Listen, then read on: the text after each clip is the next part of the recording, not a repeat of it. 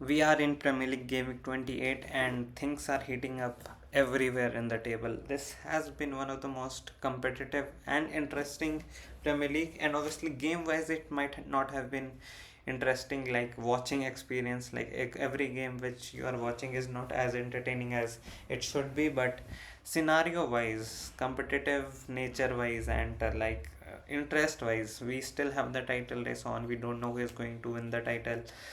We don't know who is going to qualify for the Champions League, Europa League, and middle of the table is so like congested. It is so closely contested between all the teams from Brighton to probably Liverpool. There is a 10-point gap, and that consists of 12 positions until Nottingham Forest and West Ham. Four teams are there who are fighting for their lives in the relegation battle. Rest 12 teams are 12, 13, or maybe 14 teams are competing for European spots, and two teams are competing for the title. So it is basically every team is competing. You can't even just confidently say right now that okay, this team is a mid-table club and they won't have ambitions for anything anymore in this season, so they are just on the beach. Obviously Brighton, Crystal Palace, and teams with 34, 35 points, they are there. If you look at the points table, you can see that Brighton, Crystal Palace 34, 35 points, Sunderland. These teams, Sunderland would be happy that they are not getting relegated, but Crystal Palace and Brighton would be satisfied with whatever they are doing. Leeds United were also pretty much in the relegation battle, and if they lose a game or two, if they are playing Manchester City and they lose and West Ham somehow win, they would be 3 points adrift of the relegation spots as well, so that could get interesting. But if you look at Fulham, Everton, Bournemouth, Brentford, literally you can go to the Europa League spot. I think if we get 5 Champions League spots, we must get 2 Europa League spots. But anyhow, like you might end up qualifying for the Conference League or the Europa League, which would be big for any of these clubs, be it Bournemouth, Everton, Brentford, Crystal Palace, Sunderland, Brighton, whoever you want. So it is so closely contested, and you can actually see that we cannot predict the future. I can, because I do this Premier League prediction every every game week. Like I have not been doing for a bit now, but I do generally do it every game week. So there I actually would like to say that it is pretty difficult to do. I am not getting too many things right. And if you play FPL, that has been even more disastrous, that I cannot predict which player is going to do what. You as people triple captain Gabriel for the Brentford and Wolves fixture, and Arsenal ended up winning none, and he got 1 point. So that is the kind of season this has been. But anyway, we'll try to see what can happen in this game week. We have enough enough data for these predictions now. Bournemouth versus Sunderland. I really felt like Bournemouth have been very hot and cold team this season. They started really well and then they suddenly dipped sharply, and now they are rising again. So I think I'll hand it out to that rise, and I'll just give the home team a win here. This would be a very interesting fixture though, like well contested. Both teams like attacking. Both teams can pass centrally. Both teams have runners. Sunderland has a bit calmer midfield, but Bournemouth are all action. So this would be interesting. This could be a 3-2. Expecting a good fixture. This is early kickoff on Saturday. Liverpool versus West Ham, and this game Liverpool at home, they should win. West Ham struggling, but that is where the season kicks in. I think West Ham are more desperate of not getting relegated compared to Liverpool. I don't think Liverpool are as desperate to qualify for the Champions League this season, and their play says so as well, that I don't think they show that much urgency. West Ham have are also an improved side from what they were. They were very close to winning against Bournemouth as well. So there they would like to not draw too many games. They would like to get over the line, but they are struggling to do that. I think this is also a 1-1 kind of fixture. West Ham would try everything they can, but I think Liverpool's quality is good enough for them to not lose at home. But I think Liverpool are not uh, in the sparkling form that would see them through the win against desperate West Ham players. I think the desperation West Ham have might save them. Somerville, Bowen attacking their fullbacks. That might be a bit of a challenge that is too far from Liverpool defense. Newcastle versus Everton, a game not many would care about. I have underrated Everton for a long time this season, and I would continue doing so. Although I would have to admit that I have got that pretty much fully wrong.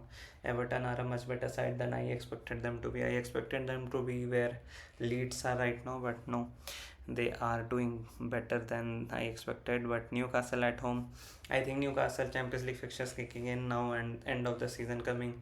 They really need to get grip of things and start moving like a proper bigger club than a mid-sized club. Like they don't belong in the mid-table. I don't think they belong with your Crystal Palace and Brighton. They belong with the Tottenham Hotspurs. No, no, no. They do not belong with relegation threatened teams. I think they belong with not even Chelsea, but they belong in the Europa League spots. Like this season has confused me so much. I don't even know which club is Europa League and which club is Champions League standard club. But Newcastle would like to be in the Europa League spots at the bare minimum. Now, right now they are in the Champions League playing Barcelona. You cannot expect them to be in no European competition next season. That would be a huge step back from where they were and what they were doing, and they have enough funds to expect their fans have, and their fans should expect them to be in the European places. So Newcastle would should win this. A clean performance is expected from them. Burnley versus Brentford.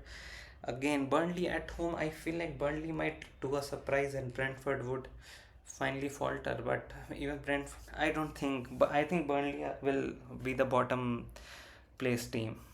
Probably, yeah. But Burnley show a bit of fight, a bit of grit. But I don't think they are going to win this game. This might be a comfortable win for Brentford. Uh, Goals for the Brentford striker are expected if you are a FPL player.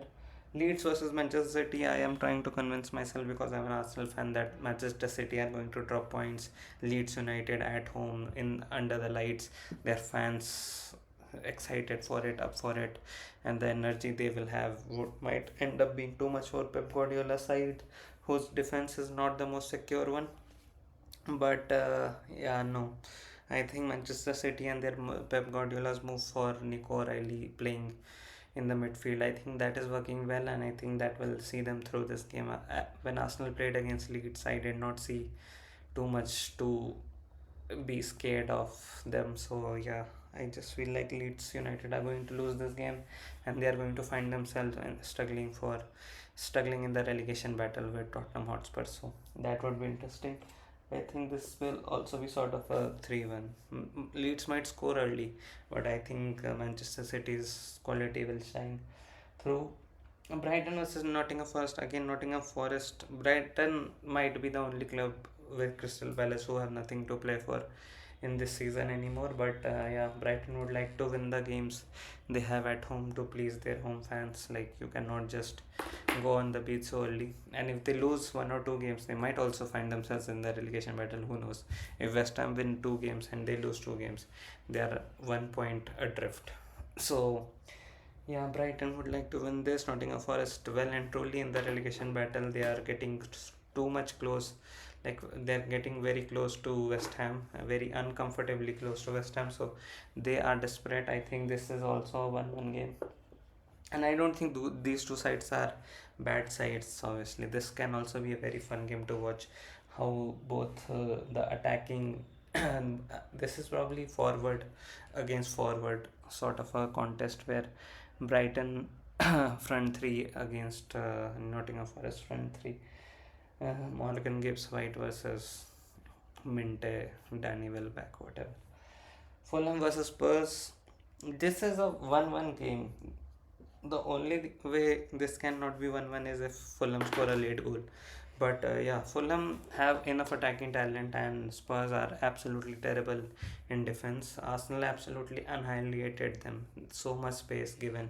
Fulham are going to attack those spaces and dominate the game.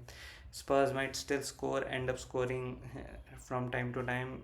Maybe they might score two, but if they score two, they will surely concede two, and I don't see a win coming for Tottenham. I think they probably watching them play. I think they might be the worst team with Burnley in the league right now. But yeah, let's see what happens. I'm hoping for a Fulham win because I want Spurs relegated. But let's see what happens. If Spurs lose this game, it is going to be insane. Like anything can happen. They are actually well and truly in the relegation battle. Man United versus Crystal Palace. Crystal Palace, have they recovered? I don't think so. Manchester United would like to win this game comfortably. This should be a 2-0 win. Straightforward. Let's go to Arsenal versus Chelsea. Arsenal versus Chelsea is the game of the weekend, and it is a huge game for Arsenal because this would be apart from Manchester City, but that Manchester City game they can draw. That it does not matter. They are not going to lose points or lose ground. But this is a very crucial game because if they lose this and Manchester City win, then they have to win at the Etihad. Otherwise, they might find themselves short. So if they do not win this game, it is going to be they might they're 2 points ahead of City, so they would be tied on points and it would all be on goal difference. So again, then also they can draw at the Etihad and end up winning the league somehow if they score more goals. But scoring more goals is also going to be a challenge for Arsenal. So effectively, it is a must-win game for Arsenal. For Chelsea, also it is a must-win game if they have Champions League ambitions, and if they don't win Champions League, they will have to rely on the being in top four or top five. So the last two battles between these clubs has been very interesting. Chelsea actually played them off Arsenal off the park when they went to Stamford Bridge. But when Arsenal played at the Emirates, it was a chess game. It was a stalemate, deadlock, and if Chelsea did not have the urge to score a goal, if they did not have the urge, I'm saying, if they did not have the need to score a goal, they would have not conceded, and it would have been a pretty boring draw. I don't want a boring game. Let Chelsea attack you. They don't have efficiency, although Joe Pedro is doing really well, but I don't think they have that efficiency in their attack that you have to be so scared. You have a good defense. If you are Arsenal Football Club, you should be relying on your good defense and you should be trying to attack them, because if they attack, they will give us space as well. Although teams coming to Emirates are always very careful, so Cucurella versus Saka would again be another good contest. I think I'm hoping that Odegaard starts. Arteta was talking about Eze playing in the left wing, so there are a lot of combinations where Arsenal are not sure which attack they are going to play, but whichever attack they are going to play, Gyökeres against Chelsea's centre backs. Chelsea's centre backs are not the most reliable, so he might get a chance, and if he takes that chance, that might end up being um, enough for this game. So I feel like if Arsenal take one chance, they might end up winning. So I'll go with Arsenal 1-0, and that is how I predict this round of fixtures. And I hope every prediction that I do gets right, because if that happens, Arsenal would be happy, Tottenham would be getting relegated, and I would be the greatest predictor of all time. But yeah, see you after the fixtures. Let's hope it is a good round of fixtures with exciting football and a weekend well spent. So bye.